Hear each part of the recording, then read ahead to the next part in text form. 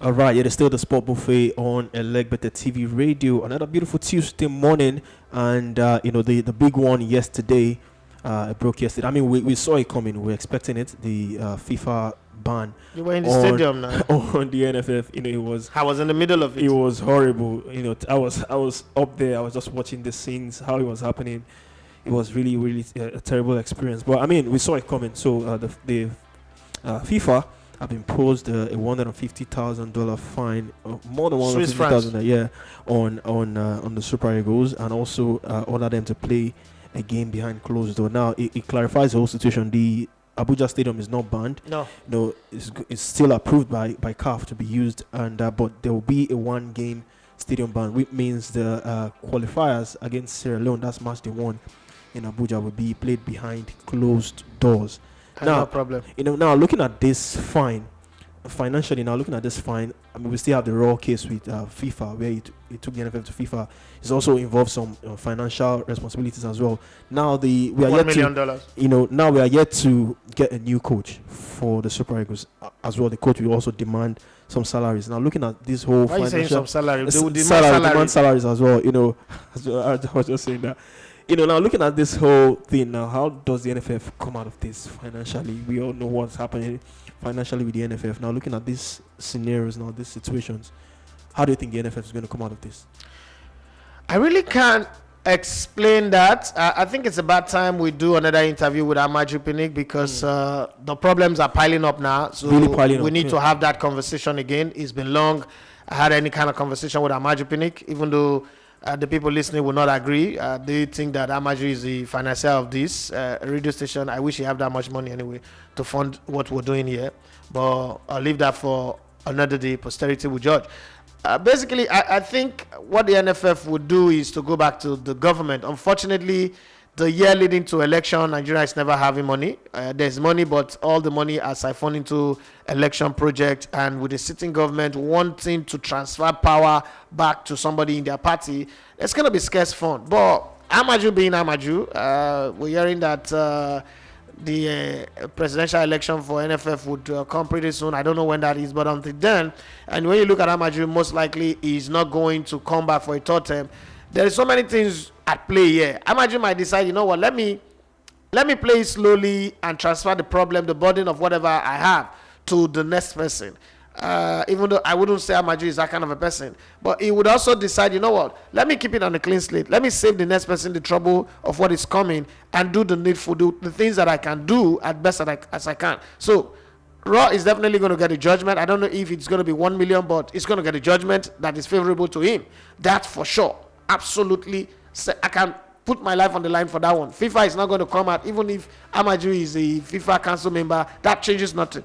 Rohr is going to get something because he was sacked without him doing anything wrong. He didn't fail, right? His contract says qualify for the Nations Cup and qualify for the World Cup. He had, until he was fired in December, he had not failed. And the way Amana we even fired him, even also made it so easy for him to get judgment. It wasn't really an official conversation with him. He just started hearing the rumor across media, NFFS denying it, all those deniers, official statement coming out to deny it, all those deniers, all those things have been munched and kept, by his own people. And then eventually he was fired. Like the death of Aminu Rala. 1 minute is dead, the next minute is alive, then the next minute is dead again. Like, dead people come back to life to tweet and then go back to being dead. So when he will get judgment, the judgment is $1 million.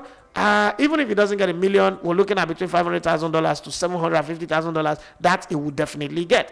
And then the next coach that is coming, Jose Pesero, will earn $50,000, which is, again, a lot of Nigerians are already complaining. And I'm wondering why they are complaining.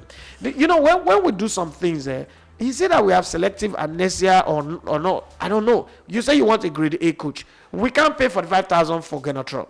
We struggle with that. Now I want to pay $50,000 for Jose Pesero, who is probably on a lesser pedigree compared to Gernot, because Gernot, you will say he took Bordeaux to the finals of the UEFA Cup. You can't take that away from his CV. He had faltered after that, but he did. Just like Vesterhoff, you can't take Vesterhoff name away from qualifying for the World Cup. But after that, he didn't achieve any other thing. Who cares? He took Nigeria to our first World Cup, and that is his biggest moment of glory. So, having said all of this, I think what will happen is Amaju will have to go to the government. Unfortunately, the Minister of Sports, like every other minister of sports, have always been an enemy to sports in Nigeria. They make them ministers of sport, but they become enemies because they are more self-serving. They are more, predisposing to using the office to, further their own personal cause, which is a Nigerian thing anyway. It's not so. I won't blame the minister. Everybody does that.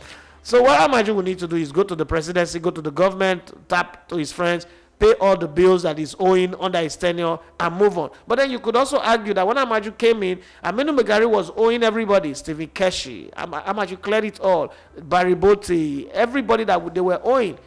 Amaju cleared all those bills. So maybe he wants to leave another bill for the next person that is coming, and that person also will have to clear. It's a dilemma. We're in a very, very terrible fix, and only God will help us.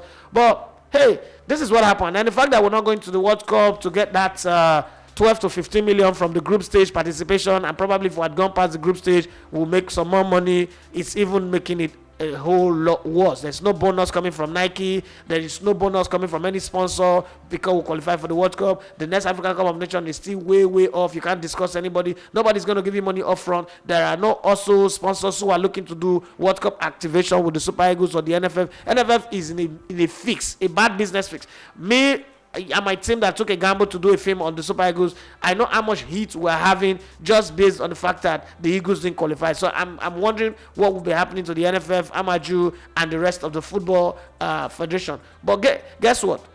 They say if you dream big, you have to work big. So the NFF will find a way to get it sorted out. Amaju is a man who works very high in the business circle. He'll find a way to get it out. Once FIFA make that pronouncement, there are two ways for FIFA to make that payment to Gernot. One, FIFA debit us directly from the money that they are allocating to us and pay the man, or they ask the NFF to sort their problem. But definitely we will sort it out. And then the next one is the new coach. I don't know how they are going to pay the new coach. Previously it was Atayo. Then Atayo started defaulting. That's the reason why we're owing Gernot for 8 months, and they were going back and front in conversation. NFF and Atayo, they keep even giving them discount, did not move them to make the payment. So I don't know who's going to come back and pay right now when Nigerian football is not as bad as it was some years ago before Gernot was signed.